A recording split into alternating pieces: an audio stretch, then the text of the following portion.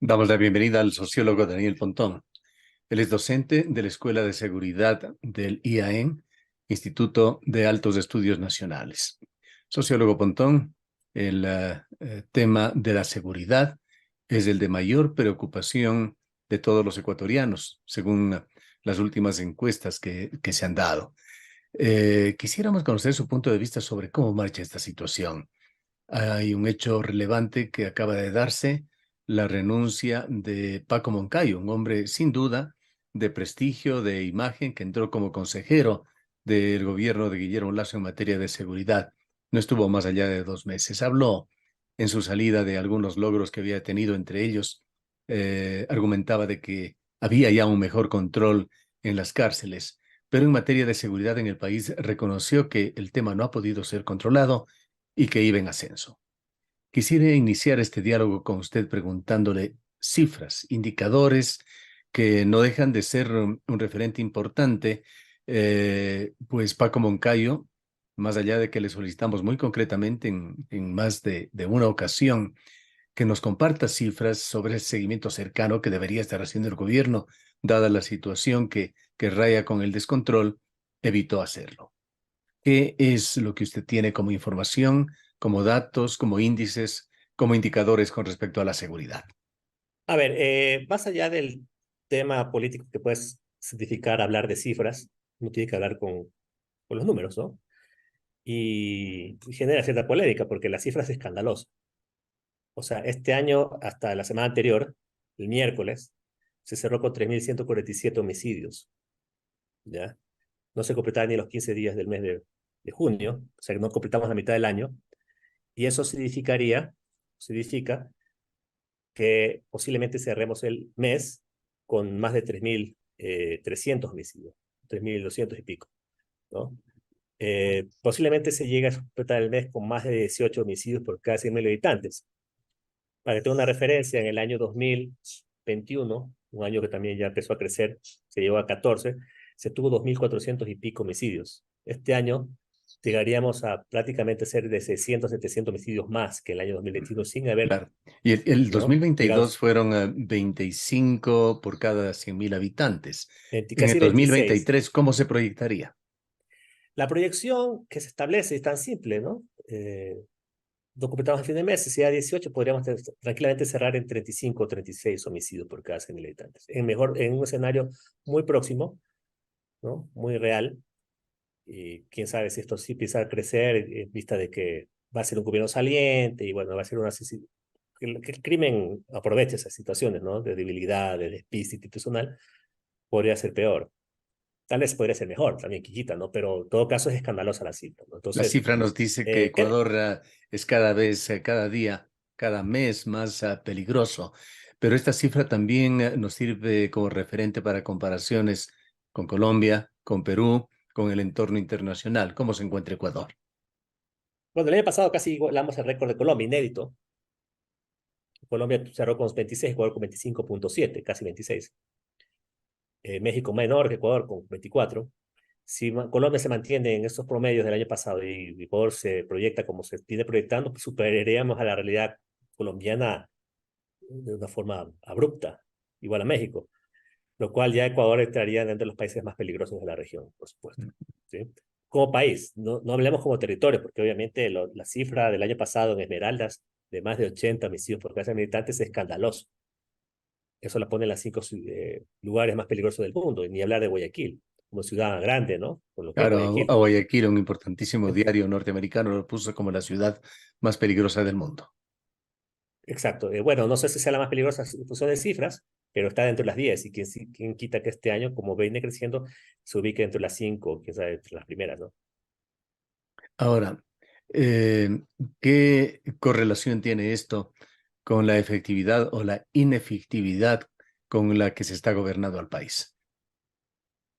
A ver, claramente la estrategia que ha implementado el gobierno, porque ha pasado de declaratoria en declaratoria, ¿no?, y de una serie de discursos rimbombantes de pie de fuerza y de dureza contra el crimen, no han funcionado. O sea, la cifra no ha parado. Y al parecer están ya hechos al dolor de que esto no va a parar.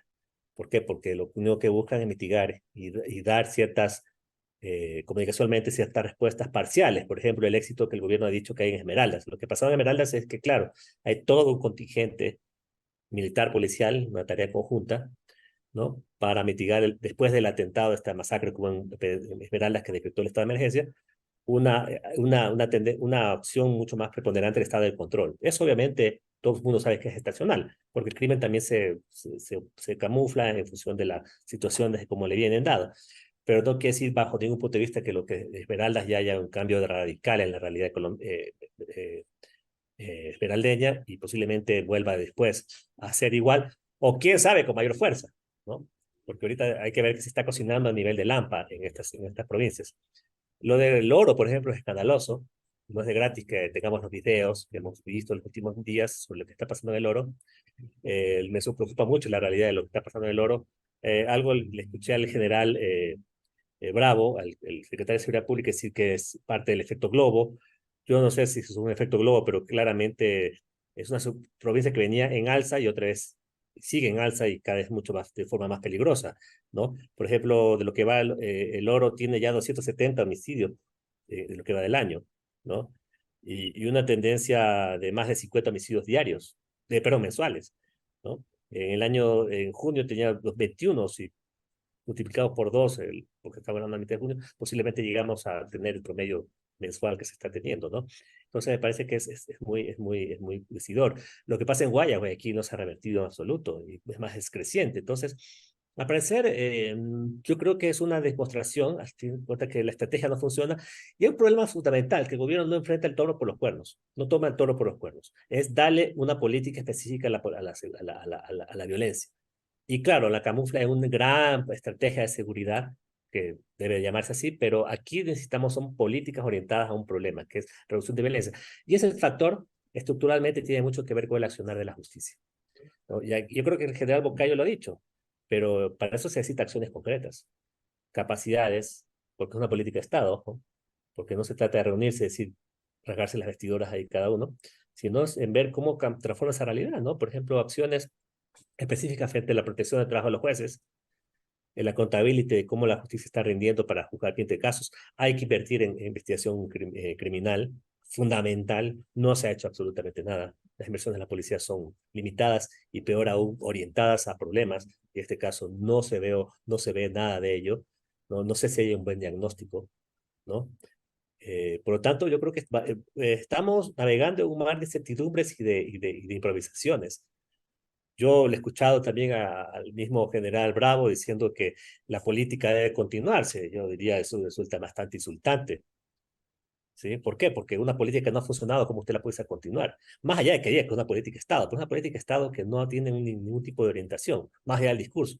Declarar terroristas a las personas, a las bandas criminales, yo no creo que sea gran cosa, porque eso claramente tiene que operacionalizarse y acciones muy concretas. Dice tener un plan que no lo tiene, entonces, ¿de qué política me está hablando?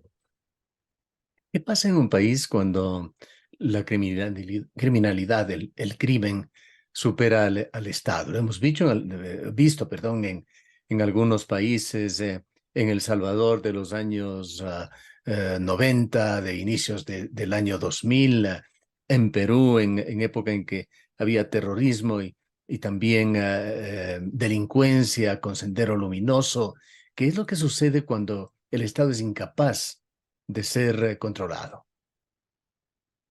Bueno, hay dos escenarios, ¿no?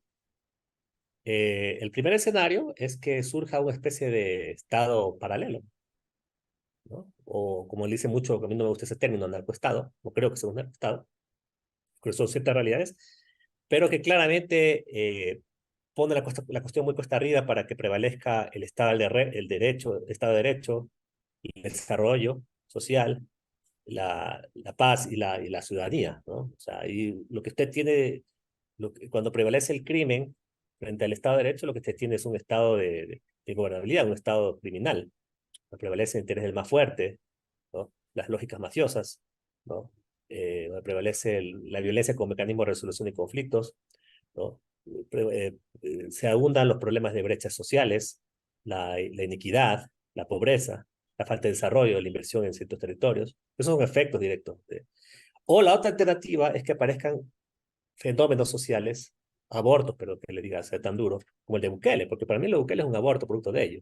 Una especie de un señor que se emerge como un gran salvador de la patria y se carcoma los cimientos de la democracia, ¿no? La independencia de poderes, ¿no? El real ejercicio del Estado de Derecho, porque en El Salvador se empieza a juzgar gente por eso el hecho de ser pandillero, lo cual claramente rompe cualquier esquema de un Estado garantista. Y un Estado garantista si no viene de un país civilizado. Todo el mundo tiene derecho a un debido proceso. Entonces, ese tipo de abortos es lo que estamos sucumbiendo y por eso que surgen figuras como, por ejemplo, un señor que es un mercenario, porque no tiene otro nombre, como Jan Topic, que emerge como figura candidato para ver qué posibilidades tiene. No tengo nada contra el señor Topic, pero su figura es totalmente improvisada en el ámbito de la política. Entonces, tenemos riesgos muy fuertes, ¿no? De caer en este tipo también de vicios autoritarios, ¿no? Este tema, el tema de Bukele que usted señala con esa especie de réplica de la cual quiera personarse el señor Topic, está siendo discutido y debatido a nivel internacional. El Salvador se ha convertido en una especie de referente para varios gobiernos o varios pueblos, pero también hay estas visiones de organismos internacionales que velan por los derechos humanos o ONGs que también trabajan en función de los derechos humanos y hablan de que allá en El Salvador se está reemplazando la violencia común por la violencia del Estado y hablan de esas cárceles de Bukele como verdaderos campos de concentración. Ese es el problema, y al parecer no hay capacidad digamos, en un sistema democrático lo que piensan son los sistemas de peso y contrapesos. Institucionalmente, ni hablar, porque está cooptado el poder. Por ahí lo que usted tiene son mecanismos de la sociedad civil que también están cooptados, minimizados, y peor internacional. Bukele ha hecho toda una retórica internacional frente al tema de que los derechos humanos son sus enemigos, como que los derechos humanos son los alcahuetes de la seguridad, de la inseguridad que vive El Salvador. Y eso me parece que es un discurso peligroso, porque justamente todos sabemos a dónde derivan esos discursos, ¿no? A excesos, ¿no? Y no entender el valor que tienen las instituciones en general, ¿sí? Y claramente Bukele lo que está adoptando es una estrategia de lo que se llama en temas de estudios de paz, la paz negativa, en el sentido de querer que el problema del conflicto, la violencia, se la suprime con violencia, o más violencia, en este caso violencia de Estado. En este caso ni siquiera digo violencia de Estado, estamos hablando de terrorismo de Estado, de lo que primero es Estado de terror, ¿sí? Y eso me parece que claramente carcome los cimientos de una sociedad eh, democrática, ¿no? Porque la democracia no es un elemento eminentemente formal, es un elemento sustantivo, ¿no? La democracia debe reponerse con más democracia, y eso creo que está en El Salvador, y todo lo que significa elemento propagandístico y los usos que se está dando a nivel regional, muy abiertos respecto a cómo el tema de Bukele, el efecto Bukele pone claramente en peligro los cimientos de lo que es la democracia, ¿no?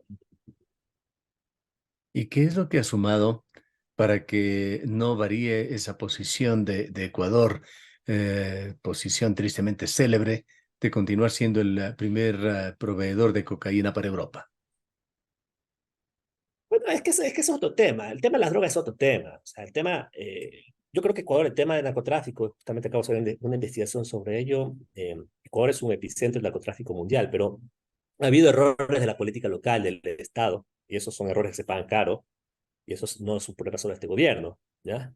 Eh, pero hay un problema estructural muy fuerte que vive el país, ¿no? La colindancia con Colombia, el problema que el narcotráfico en Colombia, la dolarización, las fronteras porosas, su ubicación geográfica, etcétera, el Tratado de Libre Comercio con Europa, que también ha aumentado el flujo de mercadería ilícita de Colombia, una serie de factores que son muy problemáticos, pero el narcotráfico es un mercado, que como tal debe ser también incorporado a otro tipo de herramienta. El problema es que el gobierno, y ahí el error que tiene el gobierno es juntar las dos cosas, ¿ya? Que tienen que ver, hay relación.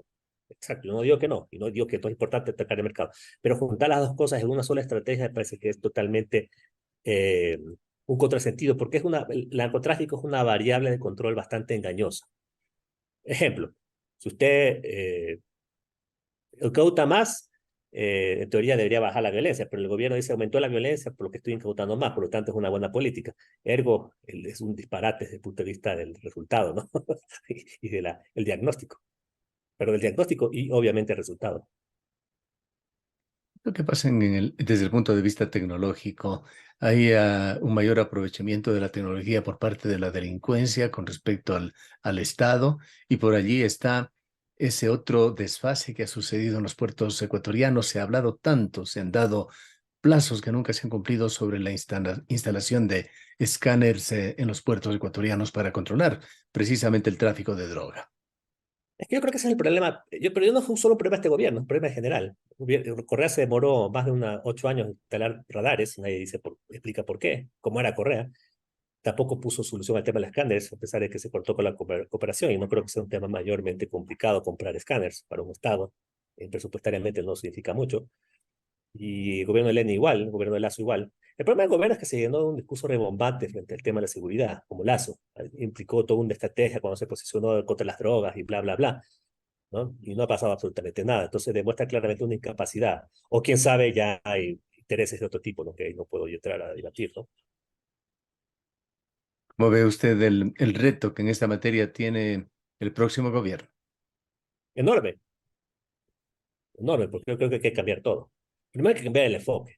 Hay que llenarse de nuevas energías, nuevos enfoques y darle seguimiento mucho más intensivo al tema. Pero el seguimiento no es solamente nombrar ministros y ministros rimbombantes, pues es capacidades. Esto se demuestra con capacidad de ejecución, ¿no? Lastimosamente lo que usted tiene, y Paco Moncayo lo ha dicho, en problemas burocráticos, pero eso hay que resolverlo, eso es gestión.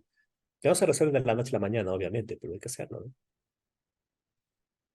En términos presupuestarios, ¿está Ecuador invirtiendo lo necesario No, o tiene no. limitantes No se ha invertido. o quizá un desenfoque en A cuanto ver, a ahí se cómo juntan dos debería problemas. acometer desde el punto Improvisación, de vista de inversión? ahí se juntan dos problemas. Improvisación o tres problemas, ¿no? Falta de seguimiento y gestión y un tema también ideológico de recorte presupuestario, ¿no? Son la combinación letal en materia de seguridad. Que ojo, eso no tiene nada que ver con la ideología, ¿no? Porque yo creo que en otros países que hablan que son de corte neoliberal, para decir, llevar los temas políticos, el neoliberalismo en Estados Unidos significa un fortalecimiento del Estado punitivo, ¿no? No es para nada austero. Aquí en América Latina creemos que, ¿cómo se llama? El austericidio, que le dicen los contrarios a esto, se aplica a la seguridad. Por lo tanto, usted tiene austericidio en materia política social, más en materia de seguridad, por lo tanto, tiene una lógica de anomia absoluta. Y es la evidencia de por qué América Latina tiene los problemas que tiene. Y Ecuador de una forma mucho más radical, ¿no? Para concluir, sociólogo Pontón, ¿qué nos puede decir usted sobre el estado de situación actual y su posible evolución hasta el mes de noviembre en que se posesionará un nuevo gobierno y hasta el año 2025 cuando tendremos nuevamente elecciones y otro gobierno? Bueno, el tema de seguridad se va a emerger como un problema de un tema de campaña importante. O sea, pues en el debate, hasta ahorita no he visto hacer las candidaturas hablar de una manera abierta sobre el tema, solamente un par de candidatos. Elude mucho el asunto por desconocimiento.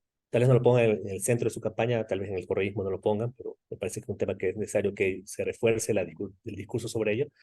Pero la situación, vamos a tener un traspaso de gobierno, una transición con un nivel de inseguridad inéditas, ¿no? Y no sé si que en el corto plazo tengamos alguna solución. Por lo tanto, vamos a vivir años duros, muy duros, por supuesto que sí. Bien, queremos Bueno, agradecerle por su presencia. gracias, Gustavo. Un saludo. Gracias del sociólogo Daniel Pontón, es docente de la Escuela de Seguridad del IAE.